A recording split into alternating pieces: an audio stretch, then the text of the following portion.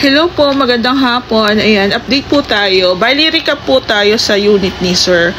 2 weeks ago, nag-ready na po kami ng sapin para po sa slab ng extension ni Sir. Ayan po siya. So, bali, ang unit po ni Sir is Angelic Tan House and lot po. So, 60 square meter, medyo malaki po yung kanyang pinaka-extension. Si Sir po is N-lot. Ayan. So, recap lang po tayo kasi sa dami ko pong projects, hindi ko po talaga lahat na iikutan. So, meron akong mga video na hindi ko po muna binubura para at least updated din po kayo kahit medyo late na. Kasi, ang tawag dito, nagbibideo po ako pero short videos lang, tapos iniipon ko lang po siya. Sa sobrang tagal na rin po is medyo nalilito na rin po ako. Ayan. So, ang dami ko rin po kasing projects.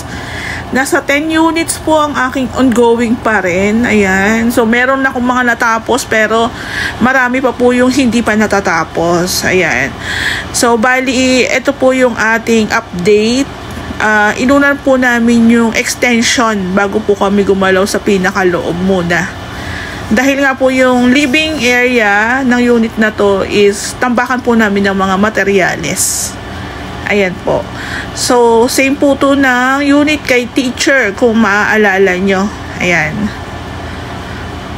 Ayan po siya. So, halos lahat po ng CHB is nagamit na natin. So, while waiting po na matuyo yung slab natin, is in-orderan ko na rin po si Sir ng UPVC roof. Ayan. So, 10 units po is in-orderan ko na sabay-sabay para makalis din po kami ng delivery charge. Kasi medyo malayo po kasi yung pinanggalingan. So, meron po talaga siyang delivery charge dahil marami po kasi yung deliver. Tsaka malayo din po. Ayan. So, dito po kay Sir is nagpa-deliver kami ng 16 pieces na 8 feet na 2.0 po yung kapal niyan. Ayan. So, meron din po ako ng pagtanungan kaso medyo mas mataas po. So, mas pinili ko po yung medyo mas mababa para hindi rin po ganun kabigat sa bulsa ni Sir. Ayan. Ito po siya. UPVC roof is rib type na style po siya. Mas gusto po namin yung rib type na style kesa po dun sa corrugated. Ayan. So, since bawal po ang yero o long span sa front extension, ito na lang po yung in-order namin. Kesa po doon sa polycarbonate na sobrang nipis at wala pang 1 taon is sira na agad. Ayan. Compare naman po dito is mas matibay-tibay naman po ito. Ayan. Mas makapal po ito. 2.0. Nasa 1K plus po ang isa. Ayan po. So, thank you rin po doon sa supplier na nagbigay po sa akin ng pang-merienda. Thank you po. Hello po, magandang hapon. Update po tayo dito sa project namin sa Phase 5, Angelic Tan House and lot. Yan. So, last week po ata, Saturday, nagbuhos po kami ng slab. Ayan. So, meron tayong curing period na hinihintay bago po galawin. Then, dito sa part na to is hindi pa namin na plastering. Ayan po siya. Tapos ito po, bago pa na plastering na. Picturean natin. Since hindi pa po kami pwedeng gumalaw dito sa may extension, sa loob, hindi pa kami pwedeng magbaklas, nagpa-start na po kami dito sa may mga posting ni Sir. Ayan. Ito yung tiles ni Sir. Picturean natin. Ayan. Ito po is tiles. Pero ito po is medyo detalyado yung ating pagtatiles dito kasi paikot Paikot po yung ating tiles. So, isang buong ganito is naka-tiles. So medyo matrabaho kasi nga naka 45 degrees cut lahat. Ayan. So sabi sir ni tile setter, dapat daw doble daw ang bayad, char. Ayan, medyo matrabaho lang po siya. Pero ako talaga hindi na rin namin sinasuggest yung pati dito po sa may harap. Harap, likod, tagiliran o isang buong poste is lagyan ng tiles. Unang-una po sa lahat is magastos. Pero syempre, choice po yan ni client owner. So, okay lang. Okay lang po. Since isang buong unit po ito, ganun po talaga kung ano po yung magiging suggestion ni client, napasok naman po sa scope of works namin, ginugo naman po namin yan. Ayan. So ang ganda rin po nung style nung kanyang tiles, diba? Parang mga bato-bato na deco stone ang peg. Pero dito po ang gagamitin naman natin dito is deco stone. So mapapalaban ulit yung ating tile setter kasi naka-curve po ito eh. Tapos deco stone yung ating ilalagay. So according kay Ray, okay lang naman. Pwede naman daw. Kayang gawa ng diskarte. Ayan po. So ito po yung sinasabi ko sa inyo na tapos na yung aking mga mason. Tapos na yung aking mga taga-hukay, taga-asintada. So, pupunta naman po dito yung ating mga tile setter, yung ating pintor. So, ganon. Ikot-ikot lang po sa amin. Ayan. So, mapapalaban po talaga siya dito gawa ng isang buong poste is lalagyan po ng tiles. Ayan. O, diba? Manipis lang po siya. Yan.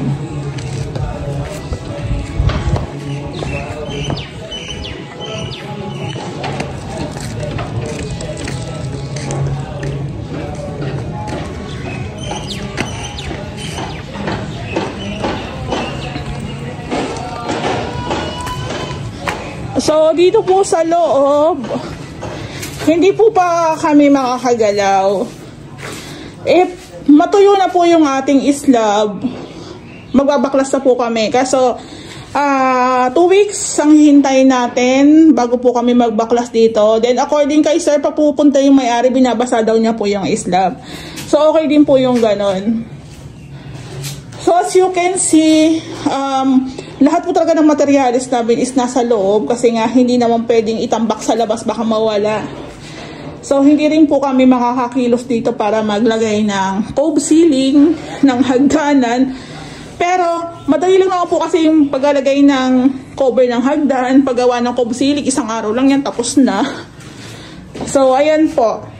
Hihintayin po muna siguro namin mabaklas. Tapos, pag okay na, plastering na rin, flooring. Then, ililipat po namin yung ibang materials dito sa kabilang, sa extension. Ayan. So, ito nga po, nung isang araw po, nireceive ko rin yung delivery ni sir ng PVC roof. UPVC roof po ito. 16 pieces na 8 feet. Medyo marami kasi nga po malaki yung extension ni sir. Mahaba ang front extension ni sir. Ayan. So, ito po, ang kapal niya po is 2 mm. Ayan, 2.0 po ito. Ayan, medyo malawak ang kanyang front extension. Ayan, hanggang dito lalagyan pa namin yan. So, ganun po yung sa Ray House Makeover. Diskarte lang. Diskarte lang. Unti-unti na pong nabubuo yung kanilang mga units. Ayan po. Salamat. So, bali, continue po yung ating pag-i-install ng tiles sa poste. Ayan po. So, sa taas na part po, hindi namin sinagad kasi maglalagay din po tayo ng moldura dyan. Ayan po. So, yung part po dito sa my wall is nakapag-install na rin po si tile setter ng deco stone po yan. Ayan, deco stone nasa All Home po binili. Ayan, meron po sa All Home, meron po sa Wilcon Depot, meron din po sa mga local tile center na malapit po dito sa Lumina Tanza. Ayan po.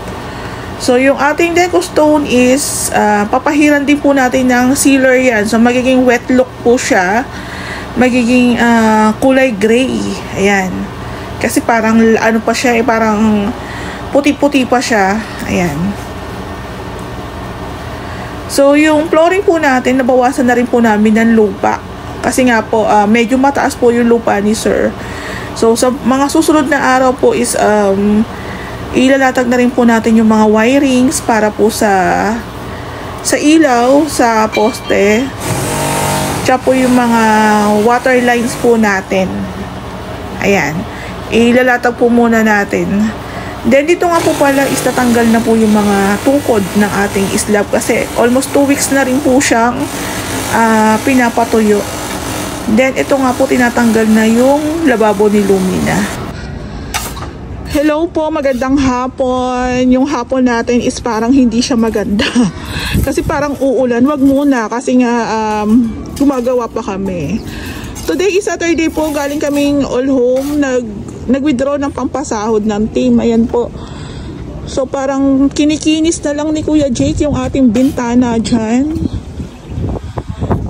Noong mga nakaraang araw, hindi ako nakapunta. Nag-PM si Sir. Sabi ko, Sir, pasensya na. Ewan ba? Tinamaan ako ng aking ubusipon. Ayan. Ingat-ingat po. Ingat-ingat. So, dito nga po sa ating front extension, naka-deco stone po tayo. Request ng may-ari. Ayan. Combination po siya ng deco stone tsaka ng tiles. Hindi po namin sinagad kasi maglalagay po kami ng paikot din na moldura. Nandun naman po sa bahay yung moldura. Dadalahin na lang po namin ni Ray kasama po yung Sista waterproofing. Ayan po. So, syempre pag itong mga November, December, ulan-ulan na, bagyo. So, yun dito po pala sa may front ni Sir, nabawasan na namin ng lupa kasi mataas to eh. Mataas po yan eh. Merienda ko na kayo. Ayan. So, ito po pag nadagdagan ng mga titibagin, pwede rin po namin itong ipahakot na. Ayan. Meron din po tayo ditong pa-drainage. Ayan. So, sa mga susunod na araw, baka po pagpo-flooring naman po yung gagawin namin. Pero magalatag po muna kami ng mga tubo para po sa ating lababo sa kitchen. Dito po yan. So, bago po tayo mag-flooring, ilalatag po muna natin yung mga tubo tsaka wirings. Ayan po. Merienda muna. Dito po sa loob, ayan. Maalikabok din po kasi. Ay, hirap. Since paulan-ulan, inuuna po muna nila yung aasintada. Pagpapalitada. Ay, nakakalito kasi yung asintada tsaka palitada. Ayan po. So, kwarto siya. Medyo maliit lang siyang tingnan. Pero pag may pintura na to, tiles, may kisa, may ilaw, bigla itong laki. Ayan. Pag birthday po kasi, ayan po, walang tiles, walang pintura. So, ito po yung pinto. Tapos, ito po yung bintana. Natanggal na rin po. Na-finish na rin siya. Ayan. Picture pala natin. Ayan. Ayan, picture natin. So, hindi yata nila sinagad. Siguro gagawin po ata itong bar counter. Ayan. So, natibag na rin po nila yung dito. Na lababo ni Lumina. Si Sir, magdodrawing po daw siya kung paano yung magiging setup ng kanyang lababo. Ayun pala, meron pala silang pahilaw dito. Ayan o. So, hindi na po kami maglilipat ng pinto ng CR according kay Sir. So, parang version to ng sa P6 ko. Ganito rin po yung kitchen setup. Pero hindi ko pa alam kung paano, kung dito sa kabilang side or dito sa kabilang side. Then, may walling tayo dito. Doon sa may mga extension, mga Angeli SF, mas maganda po yung may room sa baba. Kasi po pag ganyan may room sa baba, naglalagay pa tayo ng wall dito. Mas dagdag tibay din po yun sa ating extension. So, wrap finish na din po ito. So, sasuggest ko po kay sir, lagyan din po namin ng wall tiles para mahirap po kasi pag talagang slab, matakaw po talaga sa leaks. Ayan. Maintenance din po sa waterproofing. So, makakadagdag din po ng protection sa wall natin kung naka-wall tiles. Nagastos ka rin naman, gastusan mo na talaga, di ba po? So, kung pintura yan at nag-moist, nag-leaks, pwedeng yung pinturang puti, manilaw, di ba? Lumobo, masira. So, instead na maintenance lang para sa waterproofing yung iisipin mo, pati yung sa pintura. Siyempre, pag pintura po ang usapan, medyo mahal po ang singilan dyan. Ayan po. So, ito po, lalatagan po muna namin ng wirings, ng para po sa tubo, tsaka po sila magpo-flooring. Ayan po. So, again, hindi pa kami gumagalaw sa ibang part. Kasi nga po, sinusundan namin kung anong instruction ni Ray. Ayan, ito na lang po na yung semento ni Sir. So, yung iba po, malamang o-order pa kami para sa flooring, tsaka sa dito, sa kitchen, sa room, tsaka dito sa front. Pagdating sa materials, mas malaking unit, mas maraming materials ang kakainin. Ayan po.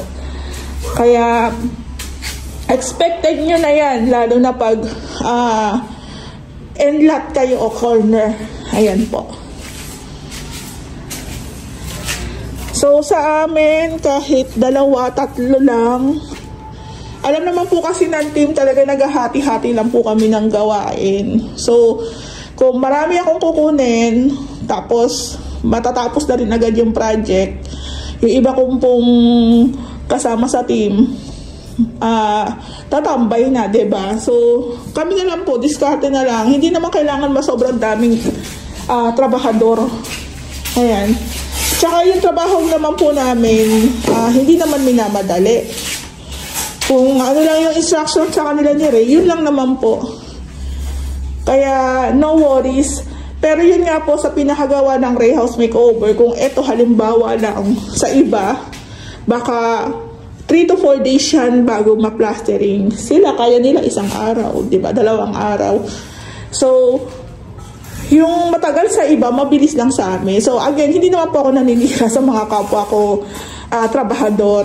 So, ina-explain ko lang na kada manggagawa is hindi po pare-parehas ng galawan. May ibang mabilis talaga kumilos, may iba naman na talagang tinatansya lang. Yung iba naman talagang petiks lang, diba?